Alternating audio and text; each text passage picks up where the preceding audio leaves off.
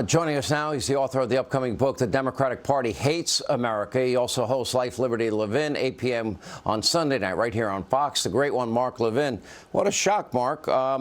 They even talked about some of them alternate electors at some point. I played that on my radio show today.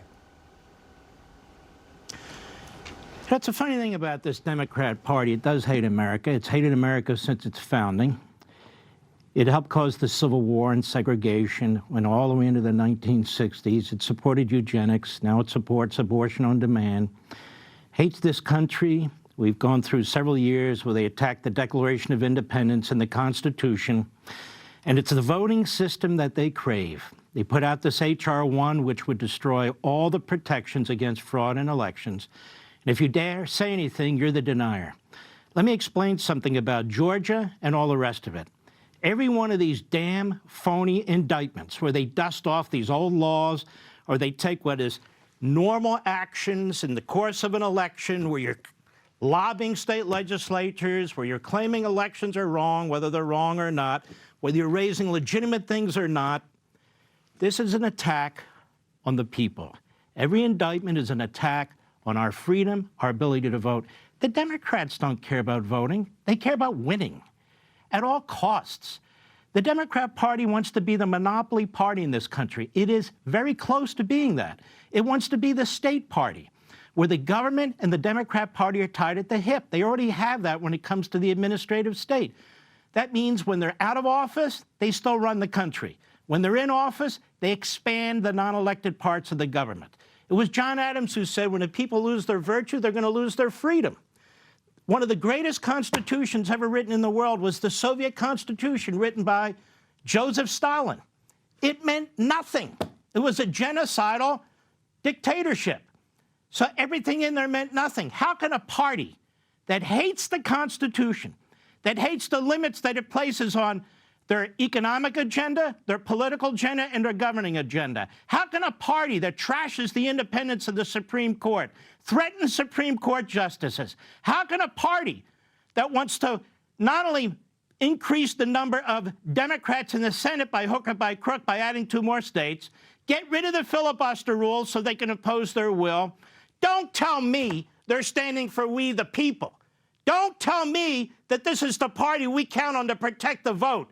Don't tell me that this is the party protecting documents and emails and texts when it's the party of Hillary Clinton that destroyed 30,000 of them and was never charged with obstruction. Don't tell me that these bums believe in classified information when the jerk prosecutor in Washington, D.C.'s been leaking information related to classified information, and Bill Clinton is still free to roam the countryside when he had classified information in his sock drawers. This isn't even about any of this. This is about a political party that sees its opportunity to seize control, to destroy the constitutional construct, to embrace these nut Marxists in their party, to push their equity agenda, to control prosecutions, to control what is justice. We don't have a justice system in America. You know, Sean, you and others keep saying we have a 2-justice system. No, we don't. We have a no-justice system. We may have a judge. Well, that looks pretty good. We call them Your Honor. They wear black robes, and we bow down to them. We have a grand jury system that's supposed to protect a defendant, which we know is actually a tool of the prosecution. And in the cities, we know it's loaded with Democrats.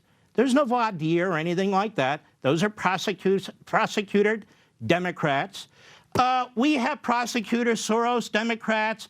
We have the guy they dragged back from The Hague who looks like he should be tried in The Hague, quite frankly, who has destroyed one individual after another, and that's a resume enhancer with the mob guy who's running the Department of Justice right now. And then, of course, we have trial juries in Democrat cities. Wow. We got a prosecutor, a judge, rules of evidence, a jury that looks so importantly judicial. It's crap. They've destroyed our justice system, just as are destroying our republic, destroying our voting system, destroying our sovereignty, destroying women's votes, censorship, destroying free speech, destroying the right to protest, ask the pro-lifers, attacking faith, ask the Catholics, and on and on and on. This is the Democrat Party. Every part of our culture, every part of our society right now is under attack. This is a revolution. People better wake the hell up. Every revolution doesn't have to be violent. In fact, some of the more brilliant communists said, in a country like the United States or in the Western countries, you're not going to have the proletariat rising up. You're not going to have the middle class rising up. It's got to be top down. You got to take over the culture. You got to take over the bureaucracy and slowly but surely impose your will. That's what's happening.